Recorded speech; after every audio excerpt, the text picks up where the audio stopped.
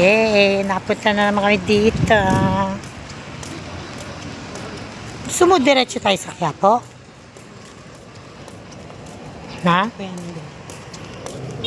O kailangan makauwi lang ako ng mga 4 or 3.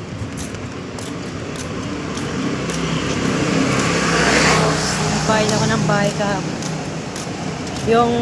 Yung rente ko. Sabi niya, ay sa Monday na ako magbibigay kasi holiday pa lang. Hindi pa niya alam na holiday. Friday. Dapat Friday niyang binigay. Huwebes, Friday kasi. Yun ang hindi ko naiintindihan sa kanila. Ay, hindi sila pwede mag-advance. Kaya nga eh. No, bakit kaya ganun? Hindi ba pwede pa may hawak ka na ng pera, bayad mo na? Kaya advance. Considered naman as paid. Ako wala yun. kong ano eh. Ako rin, hindi ako ganun. Wala kong...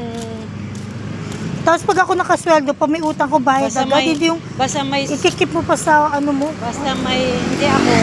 Basta naka-withdraw ako kahit... Basta hindi aabot siya ng 10. Ano ko. Kasi ako pag Tapos kunwari niya may nagbigay na utang, ako eh. may nagbigay sa akin Gcash, eh naku, diretso agad yun sa credit card. Ayoko nang i-stack alam sa mo akin yun. Hindi alam mo naman may bayarin ko eh. Kaya nga, Parang nag-aantay pa ng kalagay. oo, due date. Ng due date pa. Correct. Pila naman tayong kandila. Makantayin pa nila talaga ang due date. Ayun, parang saksagarin pa nila, no?